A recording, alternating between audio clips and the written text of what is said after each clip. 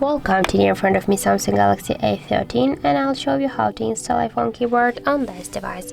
So first you should go into the Play Store application, and here or then in the search bar enter the green Apple keyboard.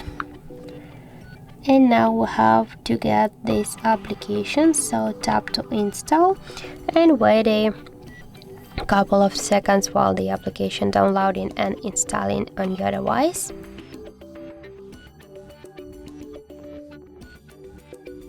After that, you just should open the application. Here click enable in settings, and near the green Apple keyboard click once on the switcher, tap OK, again OK. Now just go back to the app, click switch input methods and switch your currently keyboard to the English United States keyboard.